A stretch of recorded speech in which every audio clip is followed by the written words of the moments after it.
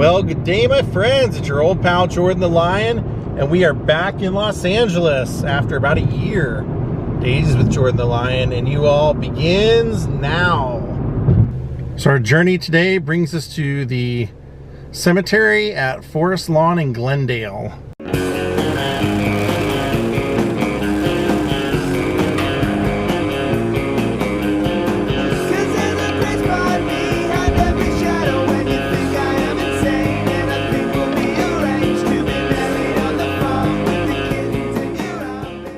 Been a while since we've been here. The section we're going to today is up the hill, called the Everlasting Love section.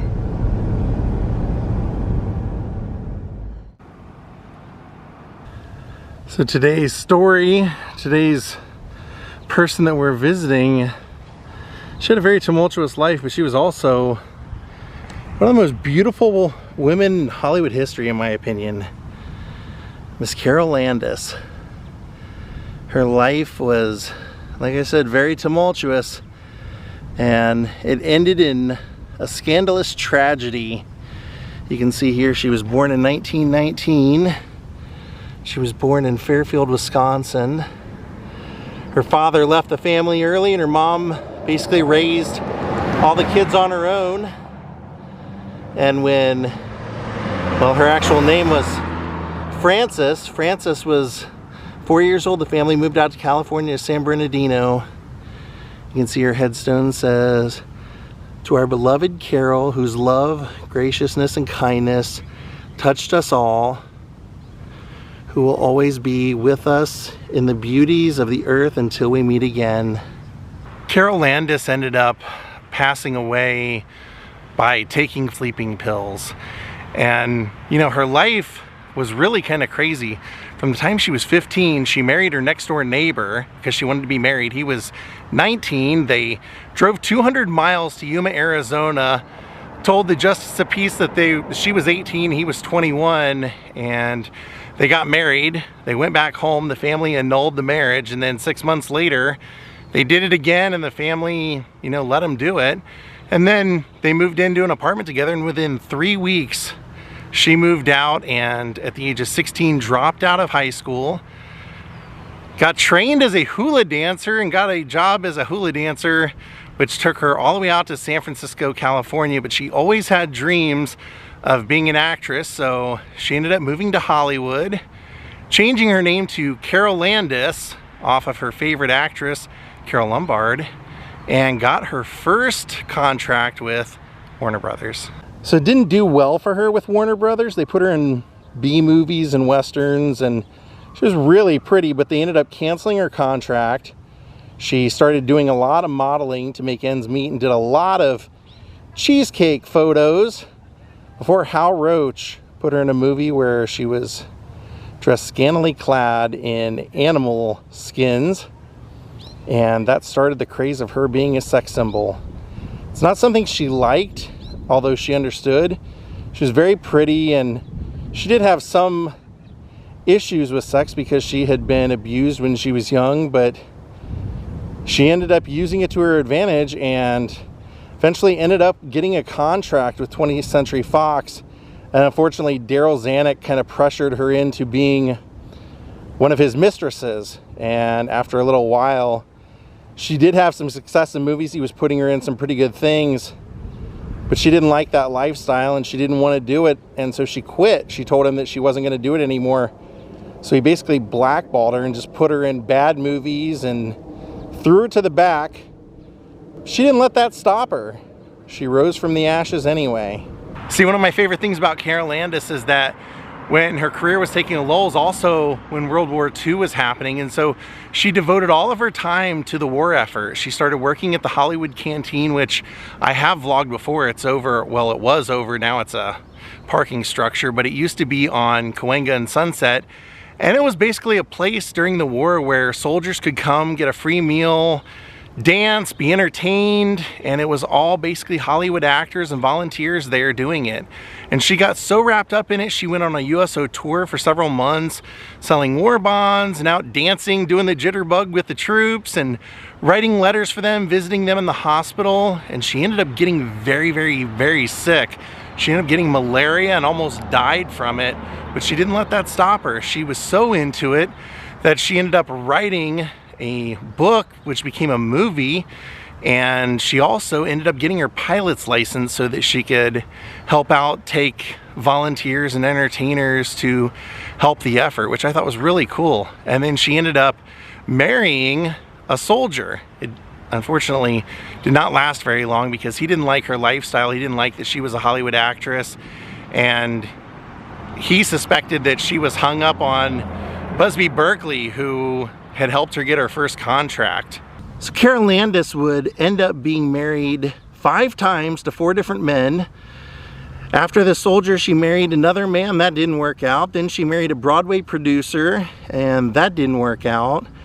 And then she met actor Rex Harrison, who was already married, and she started having an affair with him in 1947. And even though most affairs you want to keep secret, they kind of did it out in the open. And even Walter Winchell would write about their affair to the point where Rex Harrison's wife would know about it, and she'd even say, I don't want to know where Carole Landis lives because I don't know what I would do. She somehow put up with it. And then in 1948, the events that happened on a 4th of July party led Carole to taking her own life at the age of 29 years old, which would shroud her death in mystery ever since. You see, Carole always wanted kind of the perfect family, and she wasn't able to have children. She had had tumultuous marriages up to this point, but for some reason she thought maybe Rex was the guy, and she had her heart set on it and even wanted him to leave his wife. So on the 4th of July, they threw a party, and they had a dozen people at her home and pool party and everything. And when everyone left, she and Rex had dinner together and were talking about their relationship, and apparently they had been together every night for a week. And during this conversation, she told him that she wanted him to leave his wife, and he said no. They got into a big fight, and Rex left the house breaking up with her and said he was going to his friend Roland's house. So Carole unfortunately started going through the photos of them and her diaries and everything, and was drinking, and wrote a note to Rex and put it in a suitcase full of all the photos and belongings and everything that reminded her of Rex. Went to Roland's house, left it in his driveway, and the note basically said that she planned on taking her own life if she couldn't be with him, and that her life wasn't working out the way she wanted. So she left that there, went home, and somewhere around 1 o'clock she received a call from Rex that she chose not to answer. She wrote 2 more notes, one to her mom, basically telling her mom that there was no other option and that she was choosing to take her own life, and that in the will everything would be left to the family, and she wanted her mom to know that she thought her mom was the greatest mother anyone could ever have, and the same for all of her family, but that she just couldn't do it. And also wrote a note to Rex and took 4 bottles of sleeping pills with water, went to sleep, and then actually called a friend of hers, Marguerite Hyman, which was Dick Hyman's mother, wanted to talk to her, and she didn't answer. She left a message with her housewoman and passed out, and then woke up, went to the bathroom, and apparently passed out and died on the floor there with the note to her mother in her hands. Now the following morning, Roland would go out in the driveway and find this bag.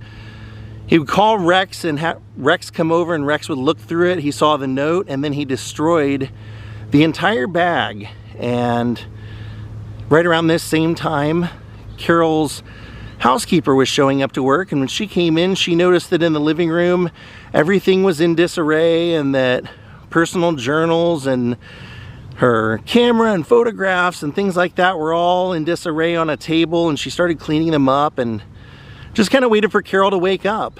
and at 11:30, Rex called and wanted to speak to Carol. And her housekeeper said that she was instructed not to ever disturb her and that she was still sleeping. And then around 3 p.m. he called again, wanted to speak to Carol.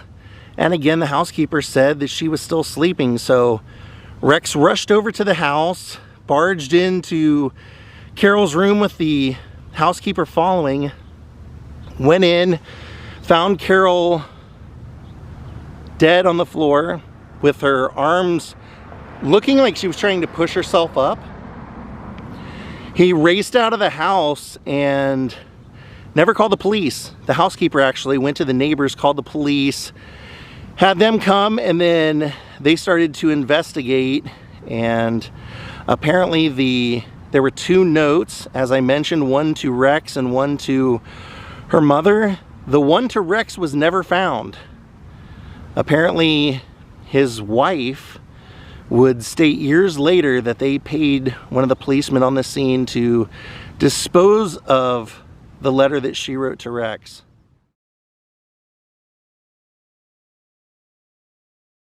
Now, Carol's family actually thought Rex had something to do with it. They thought that maybe he was responsible for this, beyond the emotional side, that maybe he forced her or had something to do with it, because it just seemed so odd. And you know, they never really thought anything other than that because of the amount of pills and the notes and everything.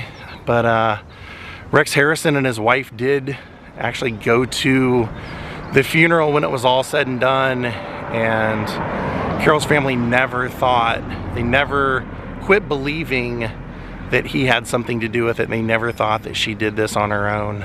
Sadly, at the end, the last person to see her alive was Rex Harrison, a man who didn't really treat her very well and was not very well liked in Hollywood.